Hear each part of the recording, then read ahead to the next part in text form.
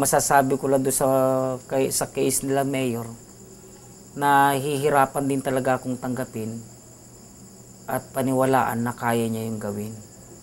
Sapagkat ang takot siya na makagawa ng makapanakit ng tao.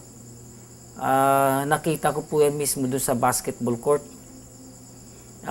Naglalaro po sila ng basketball. Talagang nasiko siya nung kalaro niya. Talagang itong mata niya, may dugo talaga, nag-clot talaga yan. Yung tao na alangan, kasi si Mayor yun eh. Mayor na siya noon. Mayor na siya noon eh. Siguro mga a year ago. Yung bago lang tong mangyari yun, nasiko siya.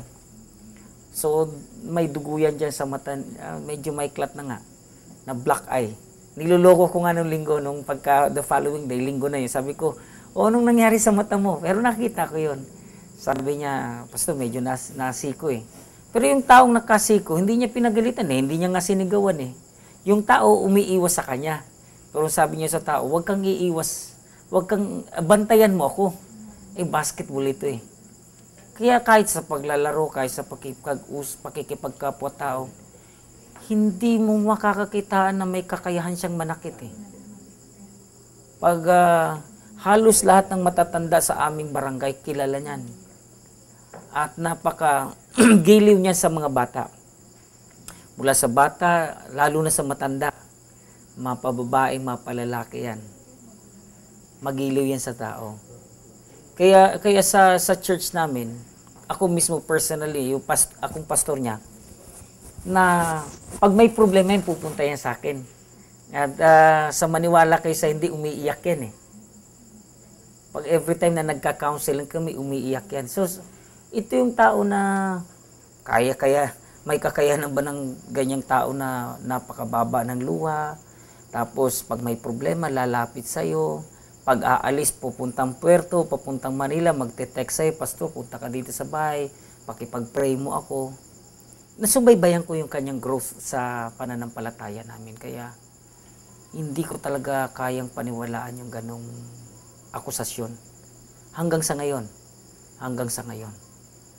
Nalulungkot lang ako dahil sanay ako na nandyan siya eh. Sanay ako na nagte-text. Sanay ako na pag tinext ko siya, sasagot niya agad, salamat. Pero ngayon wala na nagte-text sa akin ng ganun. Kami sa church, ganun din, nalulungkot din kami dahil kapatid namin yun sa Panginoon eh. At nakita namin for 10 years na magkakasama kami. Ito na nga, mag-11 na nga eh. Kahit sa family day namin yan, kahit sa prayer day namin yan, ang ginagawa pa niyan, to prove na talagang napakabuti niyang kapatid sa Panginoon. May umubo lang sa church. May umubo lang. Aligaga na yan, tatanungin niya, sino yung umubo? Baka kailangan niya ng tulong. So, ganun siya ka-sensitive sa need ng mga tao. Napaka-sensitive na tao. Maawain. At saka hindi siya yung tao na parang gagawa para palakpakan lang. Maraming nagtatanong sa church namin na yan ba donation ni Mayor? Pero alam niyo po, wala pong dinonate si Mayor eh, sa church namin. Pumunta siya dyan, normal, na parishioner, at kung may idodonate po yan, nag-aalkansya po yan. Hindi siya yung tipo ng taong gagawa ng kalokohan talaga eh. Kaya from the day na nagkakilala kami until nung lumabas yung balitang ganon, hindi ako makapaniwala dahil napaka-close ng taong yan sa akin. Yung nga lang, malungkot dahil hindi ko na siya nakakausap. Hindi tulad ng dati. Hindi na ako makatulog ng maayos ngayon. Pagkat sabi ko nga, umiiyak nga ako sa misis ko, sabi ko kung may isang tao sa Corona, minahal ko ng gusto bilang kapatid at bilang kaibigan, si Mayor Reyes na yun eh. Kaya sana nga lang ay lumabas na yung katotohanan.